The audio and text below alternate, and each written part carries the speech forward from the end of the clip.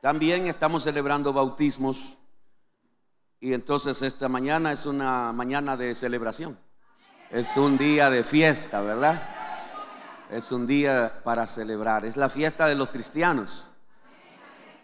Y hay otra razón por la cual también debemos celebrar, es porque Jesucristo es el mismo de ayer, de hoy y por los siglos. ¿Alguien cree eso? Diga conmigo: Jesucristo es el mismo ayer, hoy y por los siglos de los siglos. Amén. Dele un aplauso al Señor esta mañana, hermano. Gracias, Jesús. Gracias, Señor. Como habíamos anunciado, lo venimos haciendo en cada Santa Cena. Estamos compartiendo. Jesús recuperó lo que Adán perdió. Ya llevamos 2 enseñanzas sobre este tema. Lo estamos haciendo en la Cena del Señor. Jesús recuperó lo que Adán perdió. Ya hablamos que Adán perdió la comunión con Dios, pero Jesucristo vino a ser el puente para que el hombre pudiera tener una vez más comunión con nuestro Padre Celestial, ¿verdad? Ahora tenemos comunión, podemos hablar. El Señor Jesucristo habita dentro de nosotros a través del Espíritu Santo. Entonces, ya hemos visto 2 temas. Hoy vamos a ver el tercer tema. Jesús recuperó lo que Adán perdió. Mis hermanos, una de las cosas que se perdió a través del pecado de Adán es la salud de nuestros cuerpos. A través del pecado entró la enfermedad. La tierra se enfermó. De hecho, la tierra está tan enferma que ya no quiere producir. La tierra está tan enferma que los lagos, los ríos se están secando. La tierra está tan enferma que gime, dice la Escritura. Gime, la tierra gime porque está enferma. De hecho, los científicos lo saben. Ya está comprobado que esta tierra va a llegar a un colapso. Los científicos lo saben y por eso están queriendo ir a hacer palacios a la Luna, a Marte, a Júpiter, yo no sé a dónde. Pero los científicos están queriendo ir a descubrir otros planetas para que cuando la tierra se destruya, ellos creen que se van a ir a vivir a otro lado. No, señor, nadie va a escapar de la ira de Dios. Nadie. Los animales se enfermaron, la naturaleza se enfermó, los árboles, todo se enfermó. El ser humano comenzó a enfermarse y todo eso ¿por causa de qué? Del pecado, de la desobediencia. Entonces usted y yo debemos estar claros que el pecado es destructivo, que no podemos estar jugando con el pecado, que no debemos estar coqueteando con el pecado, que no debemos nosotros creer que si pecamos nada nos va a pasar. No, señor, no, señor. Usted tiene que entender que el pecado siempre va a traer consecuencias. ¿Alguien comprende eso? El pecado siempre va a traer consecuencias. Por eso es que la palabra de Dios también dice que el que practica el pecado no dice que fue, es hijo del diablo. El que lo practica. Mis hermanos, la iglesia no debe seguir jugando ni coqueteando con el pecado. El pecado siempre traerá dolor, tristeza, luto, llanto, muerte. El pecado siempre nos va a separar de Dios, mis hermanos. Entonces, por esa razón, no podemos ver el pecado como algo leve, como algo que, esto lo hago y después me arrepiento, esto lo hago y después me pongo a cuenta. No, señor, eso es jugar con la misericordia de Dios. El pecado vino a traer muchas cosas, pero hoy nos vamos a enfocar en la enfermedad. Usted sabe, son miles. Estuve buscando en internet cuánto es el promedio de personas que mueren diario por causa de enfermedades. Encontré una variedad de números, entonces no voy a dar ninguna. No voy a dar ninguna porque puedo decir algo que tal vez no tiene lógica o algo que tal vez no encaja. Entonces, pero sí, son miles de personas que mueren todos los días por enfermedades. Miles de personas muriendo de cáncer, muriendo de SIDA, muriendo del coronavirus, muriendo de, cualquier enfermedad, de tantas enfermedades que hay en el mundo. Pero ahora veamos qué es lo que Jesús hizo, cómo Jesús vino a recuperar lo que Adán perdió. Vamos a ir a Isaías capítulo 53, versículo del 1 al 5, porque ahí se encuentra la promesa que dio el profeta Isaías. No sé si tenemos enseñanzas impresas, ¿sí? Para los hermanos que quieren la enseñanza de hoy, creo que allá la tienen, la pueden adquirir. Entonces, ahí la tenemos, la enseñanza que voy a compartir esta mañana. O lo hace después, como usted lo vea. Isaías 53, versículo del 1 al 5, dice así: ¿quién ha creído a nuestro anuncio? ¿Y sobre quién se ha manifestado el brazo de Jehová? Subirá cual renuevo delante de él, y como raíz de tierra seca. No hay parecer en él, ni hermosura. Le veremos más sin atractivo, para que le deseemos. Despreciado y desechado. ¿Ya descubrió de quién está hablando Isaías? Está hablando de Cristo. Está hablando de Jesús. Versículo 3 dice: despreciado y desechado entre los hombres, varón de dolores, experimentado en quebranto, y como que escondimos de él el rostro. Fue menospreciado y no lo estimamos. Ciertamente llevó él nuestras. Ahí está la promesa. En el profeta Isaías, ahí está la promesa. Ciertamente llevó él nuestras enfermedades, y herido fue por nuestras rebeliones, molido por nuestros pecados. El castigo de nuestra paz fue sobre él, y por su llaga fuimos nosotros curados, hermano. ¿No cree que es una bendición esa palabra? La promesa, Dios prometiéndole a Isaías muchos años antes de que Jesús viniera a la tierra, muchos años antes de que el Cordero de Dios, el Salvador, viniera a la tierra. Isaías estaba profetizando que iba a venir alguien que, aunque no iba a ser atractivo físicamente, que iba a ser un hombre experimentado en quebranto, en dolor, y que le dimos la espalda. Entonces ese fue Jesús, donde todos le dieron la espalda, ¿o no? Donde la gente clamaba y gritaba: crucifíquenle, crucifíquenle. Pero Jesús, el que fue entregado, por su llaga, ese dice su palabra, por su llaga fuimos nosotros curados. Y en el versículo 4 dice: ciertamente, en otras palabras, no debe cabernos duda, ciertamente llevó él nuestras enfermedades. Él lo llevó. Ahora, ¿a dónde se cumple eso? Vamos a Mateo capítulo 8, verso 14 al 17. Mateo capítulo 8, ahora vino el cumplimiento. ¿Cuándo se cumplió esa palabra? ¿O cuándo comenzó a cumplirse esa palabra? Mateo 8, verso 14 al 17 dice así: vino Jesús a casa de Pedro y vio a la suegra de éste postrada en cama con fiebre, y tocó su mano y la fiebre le dejó, y ella se levantó y le servía. Y cuando llegó la noche, trajeron a él muchos endemoniados, y con la palabra echó fuera a los demonios y sanó a todos los enfermos. ¿A cuánto? Sanó a todos los enfermos. Verso 17, léalo conmigo, léalo. Para que se cumpliese lo dicho por el profeta Isaías, cuando dijo: él mismo tomó nuestras enfermedades y llevó nuestras dolencias. Dale un aplauso de alabanza al Señor, hermano. Aleluya.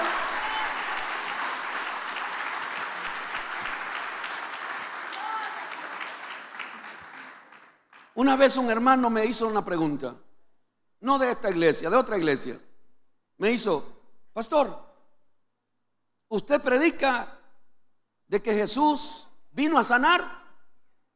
Pues sí, la Biblia dice que Jesús vino a salvar, pero también vino a sanar.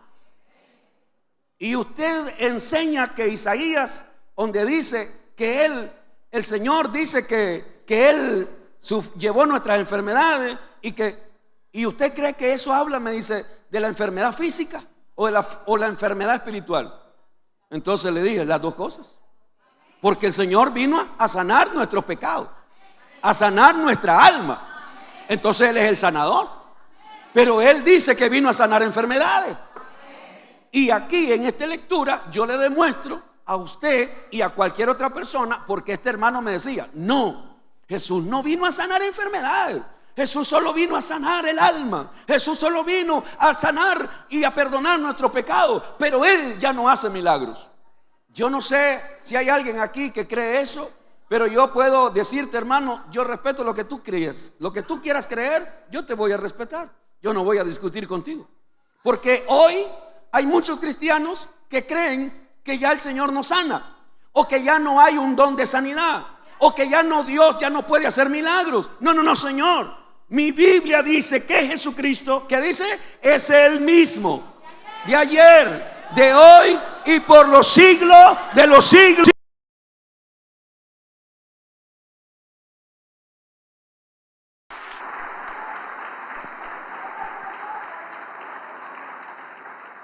También se dice que los milagros eran solo para el tiempo de Jesús o para el tiempo de los apóstoles, pero que ahora no debemos orar por los enfermos porque ahora el Señor ya no hace. No, Señor, si alguien quiere creer esa doctrina, usted crea lo que quiera. Yo voy a seguir creyendo que mi Dios tiene poder para sanar, para liberar, para bendecir, para proveer. Él tiene poder. Aleluya. Gracias, Señor. Gracias. Dale ese aplauso y alabanza.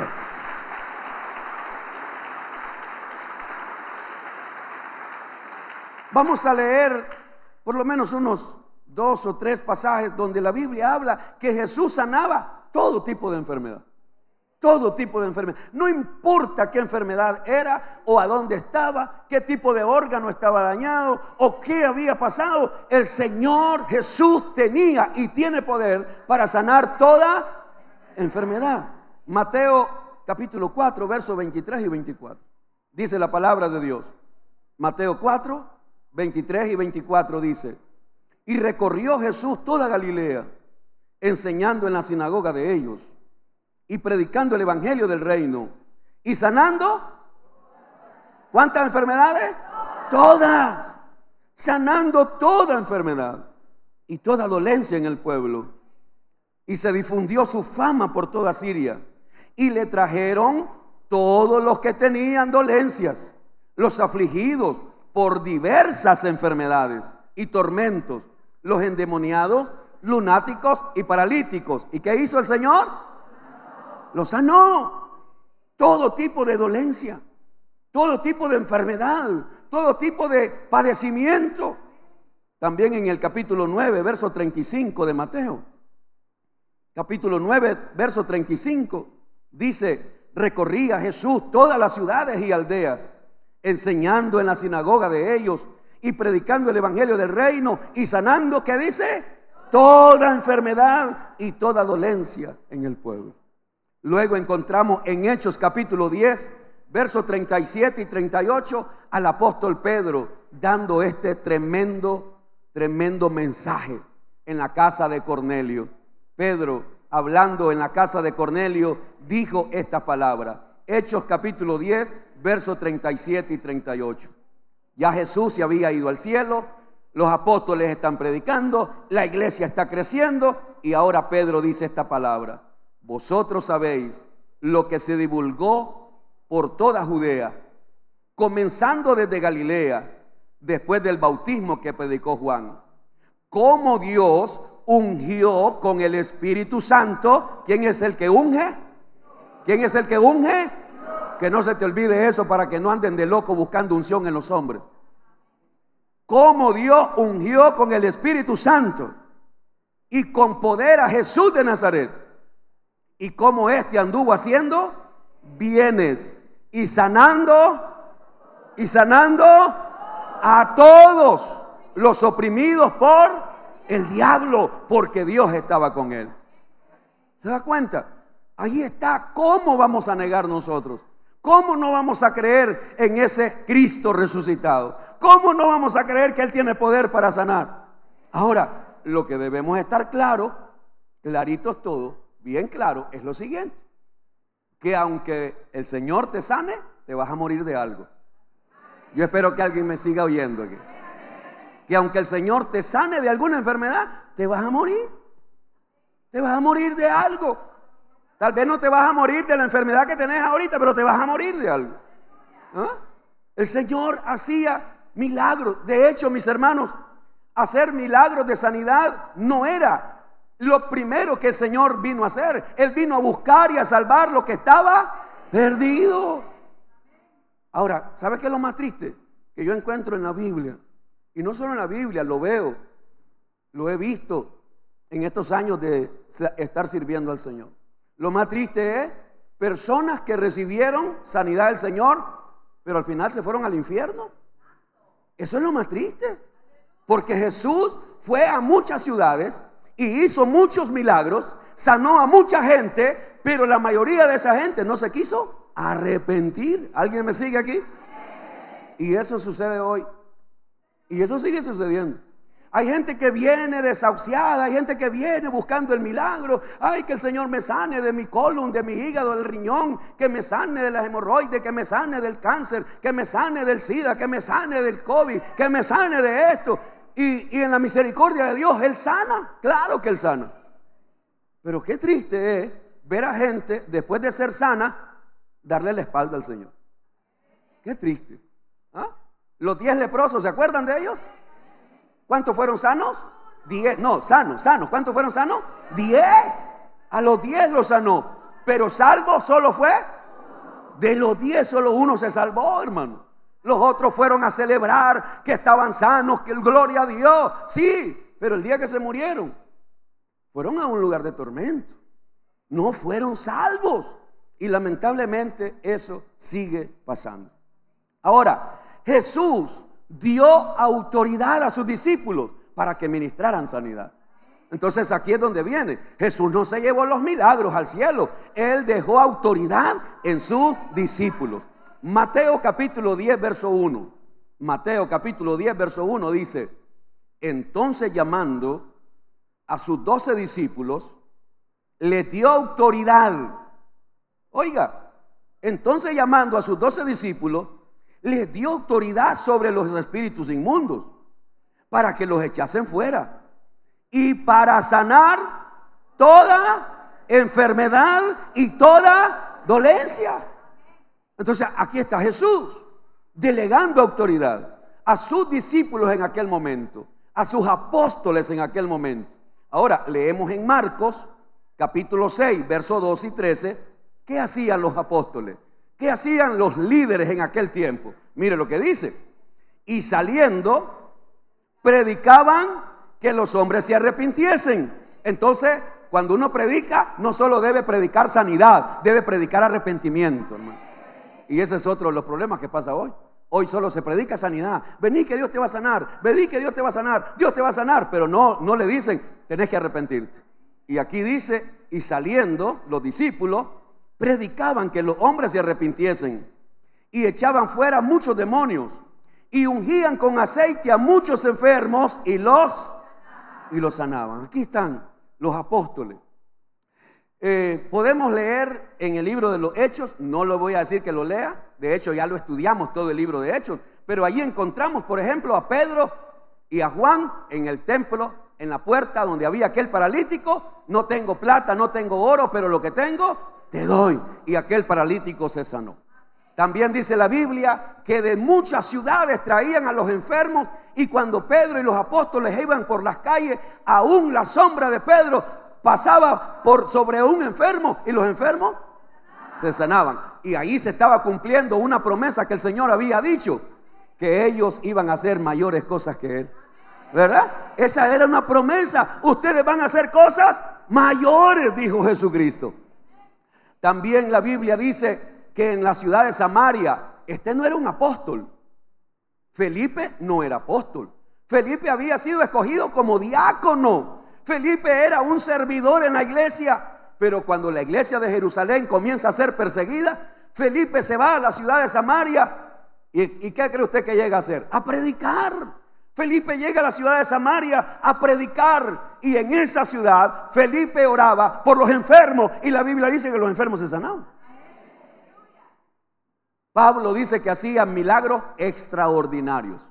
Eran tan extraordinarios los milagros de Pablo que pedazos de tela que ocupaba Pablo, ¿verdad? No sé si era que lo ocupaba para secarse el sudor, ¿verdad? O se lo llevaban, pero dice que telas, pedazos de tela que Pablo había tocado, se lo llevaban a los enfermos. Tal vez un enfermo que no podía llegar al lugar donde estaba Pablo, llevaban los pedazos de tela a donde estaban los enfermos, y ese pedazo de tela lo ponían en los enfermos, y dice la Biblia que eran sanados. ¿Qué es lo que quiero decirte? El Señor Jesucristo dio autoridad para ministrar sanidad. Pero también quiero decirte otra cosa. El Espíritu Santo ha dado dones de sanidades. Esto es importante que lo sepa la iglesia. No todo el mundo tiene el don de sanidad. No todo pastor, ni todo discípulo, ni todos los que predicamos, no todos tenemos el don de sanidad. Podemos verlo en 1 Corintios, capítulo 12, versículos 7 al 9. Esto ya es un don que el Espíritu Santo de Dios le ha dado a ciertas personas dentro del cuerpo de Cristo, a ciertos líderes. De hecho, a ver, dígame, ¿cuántos milagros hizo Juan el Bautista? ¿Cuántas sanidades hizo? ¿Cuántas hizo? Ninguna. Él no vino a hacer milagros. Juan no tenía ese don. No, él no tenía el don. Juan no hizo un solo milagro, no hay registrado. Pero predicaba. De igual manera, hoy pueden haber buenos predicadores y tal vez nunca fueron usados con un milagro. Y eso no quiere decir que no está Dios con ellos. Eso no quiere decir que la presencia de Dios no esté con ellos. Pueden ser buenos maestros, pero no tienen el don de sanidad. Entonces nosotros debemos entender que es el Espíritu Santo el que reparte, el que da ese don. 1 Corintios 12, versos 7 al 9 dice así: pero a cada uno le es dada la manifestación del Espíritu para provecho.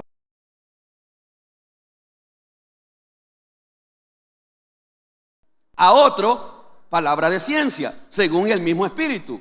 A otro, fe, por el mismo Espíritu. Y a otros, ¿qué dice? Dones de sanidades por el mismo Espíritu. Y allí sigue hablando de más dones. Entonces nosotros debemos comprender que no todo cristiano, que no todo líder, que no todo pastor tiene ese don. Ahora, si usted se ha frustrado porque ha orado por alguien y no se sana, pues siga orando, porque eso es lo que debemos hacer. Hay que orar por la gente que está enferma, que está afligida, y dejemos que Dios haga lo que tenga que hacer. Y yo se lo he compartido a ustedes muchas veces, ¿verdad? Muchas veces yo llegué a orar por un enfermo y a los 5 minutos estaba muerto. Sí, hermano. Ni 5 minutos dilató uno. En 3 ocasiones yo llegué a orar por alguien y se murió. ¿Por qué? No llegué tarde. No llegué tarde. Porque el alma de esa persona se salvó, ¿verdad? El alma se salvó. Pero la voluntad de Dios era llevárselo. ¿Quién soy yo para decir? ¿Y por qué te lo llevaste, Señor? ¿Quién soy yo para decir? Entonces, porque vuelvo a decir, la prioridad del Señor no es la sanidad. La prioridad del Señor es la salvación del alma. Imagínense las personas que se sanan, pero al final se van al infierno. No, hermano, esa no es la idea. Entonces el Espíritu Santo, Él reparte dones. Entonces debemos seguir. Pero también he visto la gloria de Dios. De hecho, en esta iglesia muchas personas han recibido sanidad, ¿verdad? Desde hace muchos años, y durante el tiempo que hemos servido al Señor, hemos visto la mano de Dios. Como testimonio, no para darle la gloria a nadie, a ningún hombre, porque toda la gloria es para el Señor. Pero alguien que ha recibido sanidad de parte del Señor, levante su mano. Alguien que ha recibido sanidad, o uno de tus hijos, un familiar tuyo recibió sanidad, levante la mano. Mire, ahí está el testimonio. Dele la gloria al Señor y dele un aplauso de alabanza. A su nombre sea la gloria, a su nombre sea la honra, a su nombre sea la alabanza.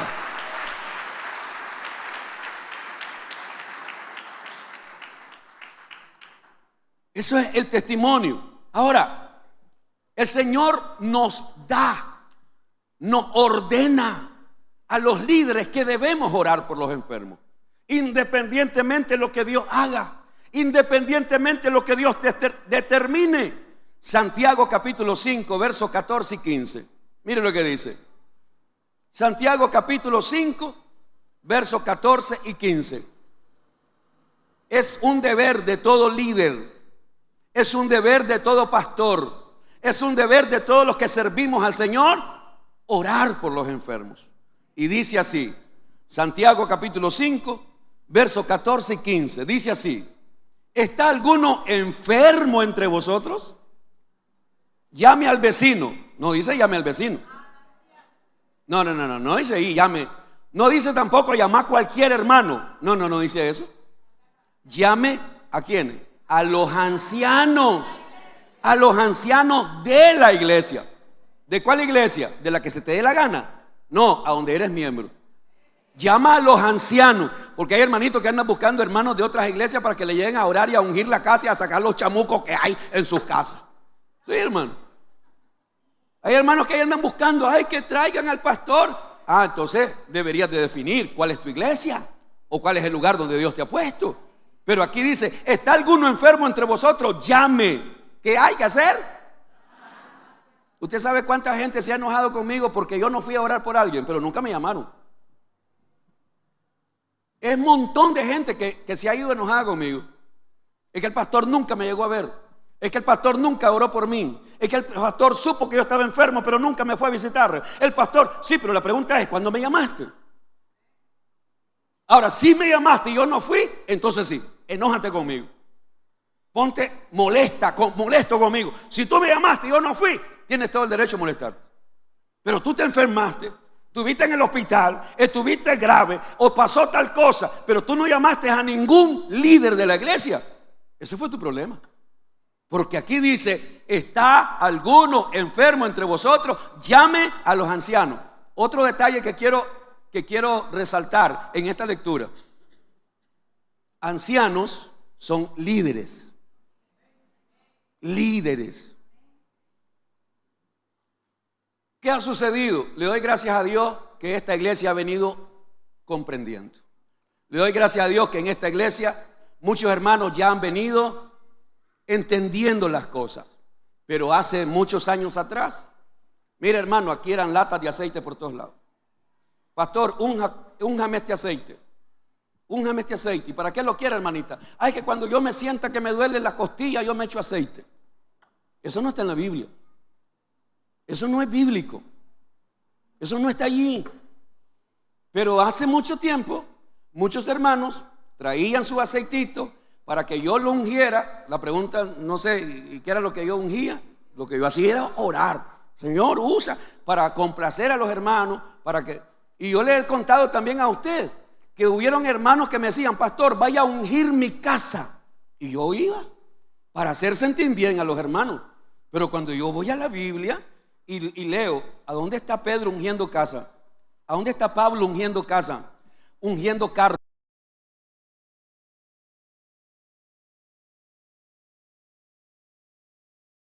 No encuentro eso. Pero todas esas cosas se comenzaron a meter en la iglesia.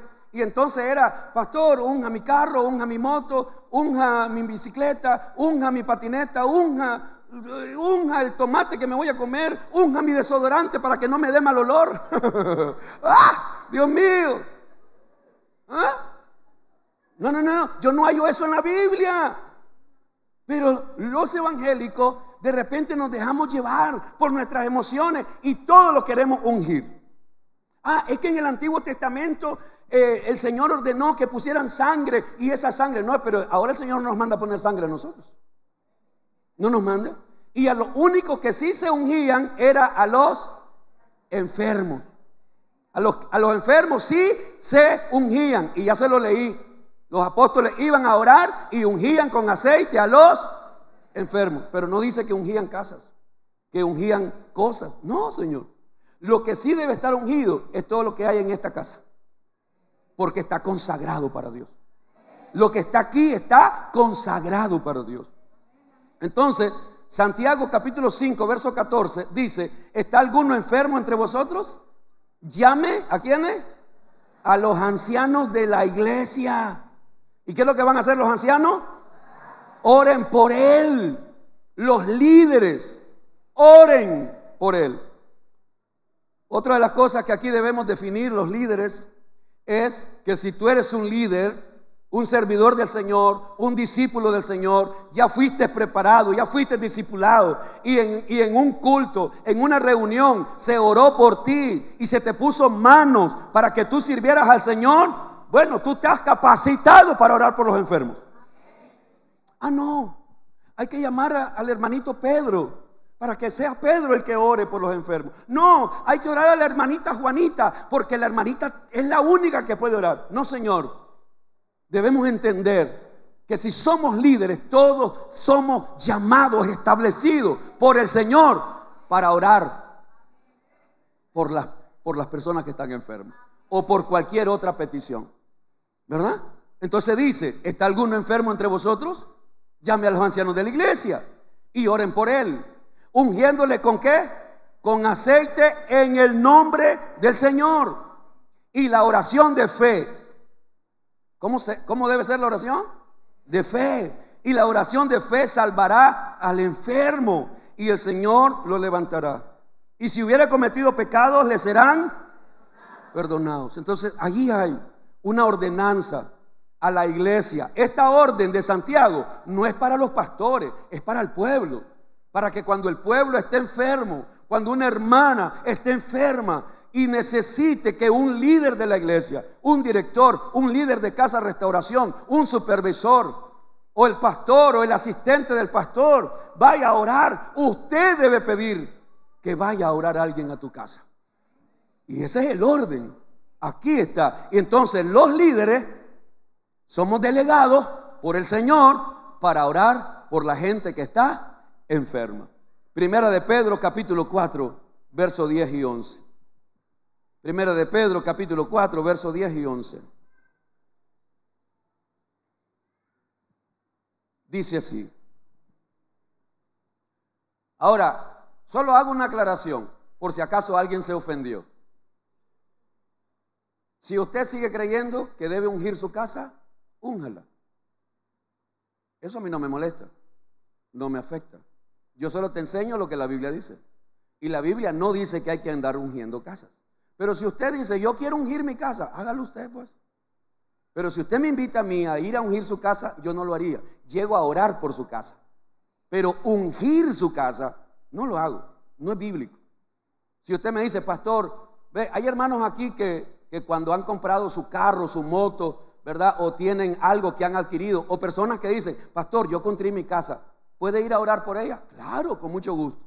Hermanos que me han dicho, pastor, mire, compré este carro, ¿puede orar en acción de gracias? Claro, hermano. Me subo al carro y ahí adentro del carro con los hermanos, Señor, te damos gracias por este carro, por este vehículo, Señor. Usted guarde a mis hermanos, que sea de bendición, que este carro, que esta moto sea un instrumento para servir al Señor. Claro, eso sí lo podemos hacer. Podemos orar por la casa que Dios te dio, por la casa que construiste, por lo que has logrado. Podemos orar, pero ya ungir, eso no es bíblico. Lo bíblico es ungir a los enfermos. Hago esa aclaración. Primera de Pedro 4, 10 y 11. Cada uno según el don que ha recibido. ¿Qué es lo que nos da el Espíritu Santo? Correcto. Él nos da dones. Y en esta iglesia hay líderes que tienen dones de sanidad. Hay líderes que tienen ese don, el don de sanidad. Otros tienen el don, ¿verdad?, de hacer milagros. Otros tienen el don de la palabra para explicarla, para enseñarla. Entonces dice, cada uno, según el don que ha recibido, ministrelo a los otros como buenos administradores de la multiforme gracia de Dios. Si alguno habla, hable conforme a las palabras ¿de quién? De Dios, a la palabra de Dios. Si alguno ministra, ministre conforme al poder que Dios da. ¿Quién da el poder? Dios nos ha dado ese poder para ministrar, para orar, para que en todo, ¿qué dice? Sea Dios glorificado por Jesucristo, a quien pertenecen la gloria y el imperio por los siglos de los siglos.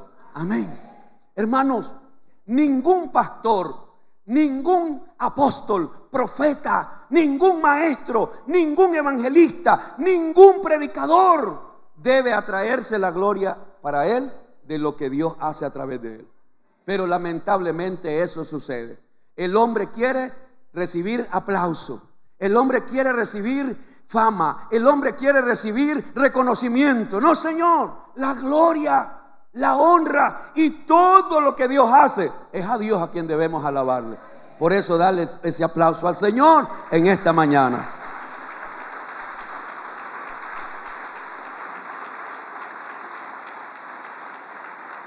Voy a pedir a los músicos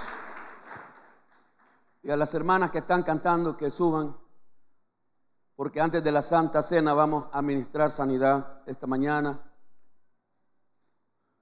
Ahora quiero terminar con esto.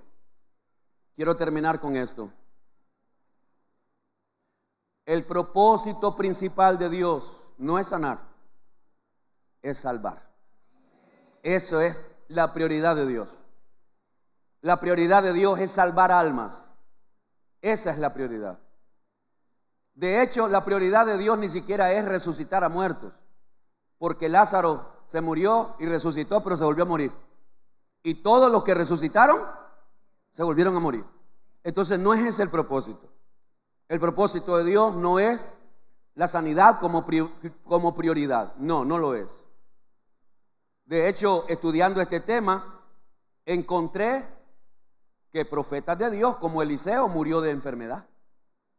Eliseo, el que tenía la doble unción, y aquí hay un ejemplo claro. El profeta Eliseo, que tenía la doble unción de Elías, murió por causa de una enfermedad en sus pies. Y él no se autosanó, ni se autoungió. Él murió por una enfermedad. Reyes que fueron fieles a Dios murieron por causa de enfermedad. Entonces nosotros debemos entender que aunque nuestro Dios tiene poder para sanar, sí, pero que la prioridad es la salvación del alma. Y quiero que leamos Apocalipsis 21:4, porque aquí es donde viene lo que Jesús recuperó, lo que Adán perdió. El ser humano se enfermó y no hay un niño, un joven, un rico, un pobre, no hay un hombre o una mujer en esta tierra que no se enferme. Todos, los niños se enferman, los jóvenes se enferman, los más fuertes se enferman, los ricos se enferman, los pobres se enferman. ¿Y vamos a morir de alguna enfermedad? Lo más probable es que sí. Pero ¿a dónde es que Jesús recuperó entonces lo que Adán perdió? Apocalipsis 21:4 dice: enjugará Dios toda lágrima de los ojos de ellos, y ya no habrá muerte, ni habrá más llanto. ¿Usted sabe cuánta gente está llorando ahorita en los hospitales desahuciada? ¿Usted sabe cuánta gente está llorando en los hospitales, en sus casas? Porque el médico le dijo: no hay cura. No hay cura. ¿Usted sabe cuántas madres lloran porque sus hijos, el doctor le dijo, no hay cura? ¿Usted sabe cuántos hijos lloran porque su madre ya no tiene cura? Pero el Señor dice que llegará el día donde los cristianos, los hijos de Dios, iremos a la presencia de Dios, iremos a la presencia del Señor, y allí ya no habrá más muerte, ni habrá más llanto, ni clamor, ni qué, ni dolor, Señor. Se acabó la enfermedad, porque las primeras cosas pasaron. Esa es la promesa eterna. Eso es lo que nosotros debemos entender, que si morimos en esta tierra por causa de una enfermedad, no debemos dudar de Dios, no debemos dudar del Señor, no debemos dudar de su palabra, no debemos dudar de sus promesas. No, Señor, porque las promesas de Dios son eternas. Y la vida nuestra no es para terminar aquí. La vida nuestra es para estar en la presencia del Señor. Y es en la presencia del Señor donde un día no habrá llanto, no habrá dolor, no habrá enfermedad, porque Jesucristo recuperó lo que Adán perdió. Ahí donde estás, cierra tus ojos. El canto